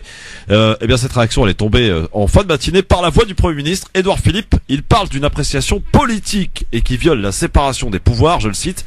Je vous propose d'écouter le Premier ministre tout à l'heure, Édouard Philippe, qui s'est exprimé. Il est de tradition, il est même d'usage et il est même conforme à l'esprit de nos institutions que le président de la République, la présidence, qui ne sont pas responsables devant le Parlement, ne voient pas leur organisation interne commentée ou recommandée ou qualifiée par les chambres et donc évidemment le Sénat. Je pense que dans ces temps compliqués, il appartient que chacun respecte les prérogatives qui lui sont réservées par la Constitution. Le gouvernement entend respecter très strictement le principe de séparation des pouvoirs et le principe de sa responsabilité devant le Parlement. Mais pour le reste, chacun doit respecter les règles. Chacun doit respecter les règles. C'est ce que nous dit Édouard Philippe à propos de l'affaire Benalla. Vraiment en un mot, si vous pouvez rapidement, parce que je voudrais très simplement. Oui. Monsieur le Premier ministre, auriez-vous l'amabilité et la gentillesse de démissionner parce que vous étiez au courant dès le lendemain. Donc soit vous camouflez un scandale d'État pour protéger votre patron, soit vous êtes incompétent. Merci de me donner votre démission, je la prendrai immédiatement. Très bien. Très rapidement. Oui. J'ai l'impression de voir une affaire de pied nickelé. C'est absolument ahurissant cette affaire Benalla. Je sais pas où ça va aller, mais à mon avis, le lampiste, ça va pas tarder à tomber. Bon, allez, on enchaîne avec Olivier Truchot, journaliste de BFM TV, qui recevait Collard, Gilbert Collard, et le ton est très vite monté, vous allez voir, écoutez. Complices, ce sont tous ceux qui sont au pouvoir depuis des années et des années et qui, comme vous êtes journaliste et que vous avez les yeux ouverts, cela ne vous a pas échappé, ont laissé quand même faire en sorte que la situation que nous critiquons aujourd'hui existe, que je sache.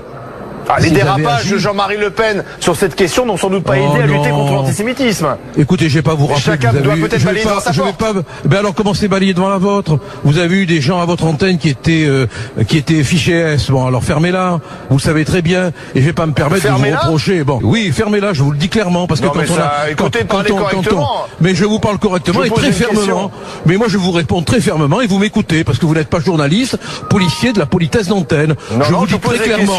Je vous dis très clairement, mais je suis très calme, c'est vous qui êtes énervé de l'intérieur. Vous avez l'air de je suis très calme, mais pas du tout, je vous garantis que pas du tout. Je vous dis très clairement que vous avez eu sur votre antenne des fichiers S et qu'on se permet pas de vous faire des reproches. Voilà, Collard, donc avec Truchot, fermez-la. Collard, de toute façon, il est un peu comme ça tout le temps, hein, dans l'exagération, évidemment.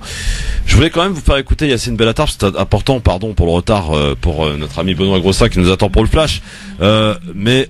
Ah non, alors c'était François Bayrou, on va peut-être le sauter, qui François Bayrou dit qu'il n'y a pas d'affaire d'État dans l'affaire Benalla. Donc Yacine Bellatar, lui, a annoncé, vous le savez, sa démission de LCI en tant que chroniqueur, après avoir entendu donc Éric Zemmour au petit déjeuner mardi matin. Il s'en est expliqué le soir même chez Bruce Toussaint, BFM TV. Je travaillais pour LCI et ce qui me choque, c'est que vous avez un rôle déterminant, il faut qu'à un moment la responsabilité change de camp. Est-ce que les Français sont responsables du climat délétère qui se passe en ce moment dans notre pays? Pas forcément. Je crois que nous avons construit des monstres, nous, les gens des médias, depuis une quinzaine d'années, et Zemmour en fait partie. On a totalement perdu le contrôle. Tout à l'heure, j'ai eu un journaliste qui m'a dit quelque chose de assez incroyable. Il m'a dit, c'est normal qu'on l'invite, il vend des livres. Mais Mein Kampf aussi était hyper vendu. Donc à un moment, Éric Zemmour, aujourd'hui, la question de la responsabilité éditoriale, de savoir qui on met sur les plateaux et les conséquences, parce que dès que j'allume ma télé, en fait, il y a un climat de tension que je répercute après sur ma vie quotidienne. Et les Français aujourd'hui, surtout les gilets jaunes, l'ont démontré.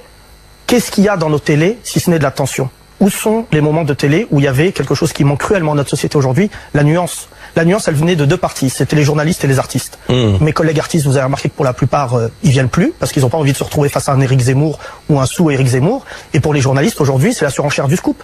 Et on oublie la nuance. Et aujourd'hui, je pense que les Français ont fait beaucoup confiance aux médias et que c'est en train de se retourner. La liberté d'expression, c'est génial. La liberté de vexation, ça commence à bien faire. Et oui, ce matin, j'appelle beaucoup de Français qui sont des quartiers populaires, qui sont de confession musulmane ou autres, qui se sentent vexés par la télévision, notamment le service public, à ne plus payer leur redevance télé. Puisqu'il faut visiblement frapper au portefeuille, il faut frapper concrètement au portefeuille. Nous ne sommes pas des directeurs d'antenne, nous n'avons pas de poids là-dessus. Éric Zemmour, moi Yacine Bellatar, je vais vous dire qui j'ai subventionné avec mon argent. J'ai subventionné à travers Laurent Ruquier, Éric Zemmour, Nolo, Polony, Angot, Consigny.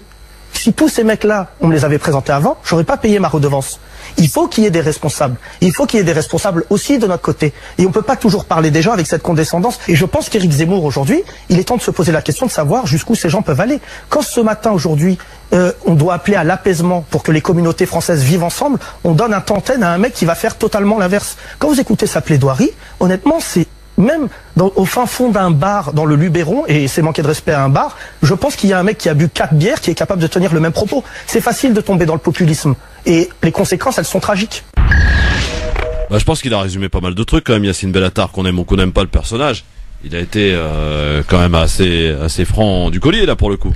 Carrément. Alors moi je regrette qu'il ait quitté parce que déjà qu'on n'a pas beaucoup de temps d'antenne pour présenter ou pour parler au nom des quartiers.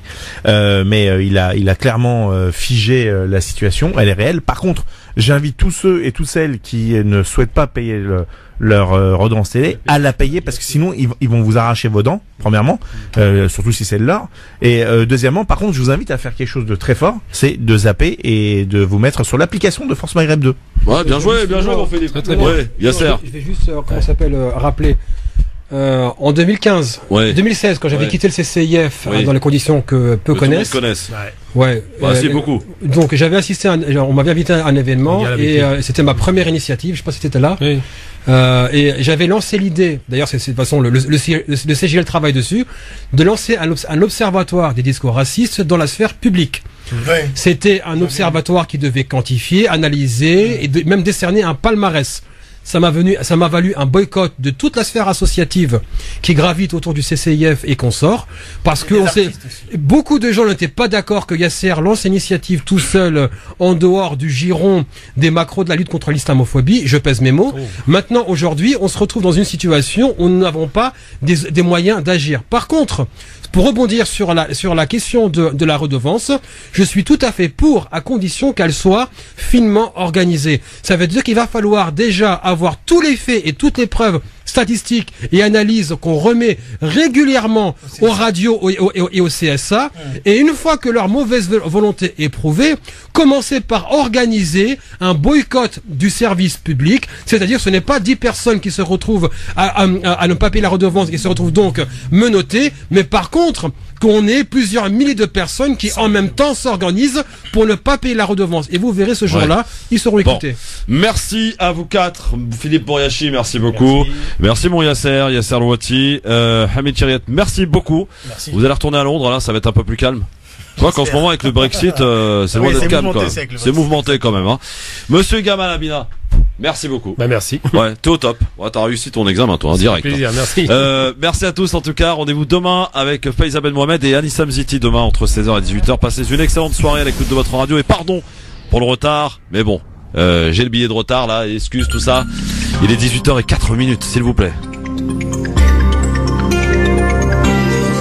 Et c'est Benoît Grossin pour l'actualité. Bonsoir Benoît.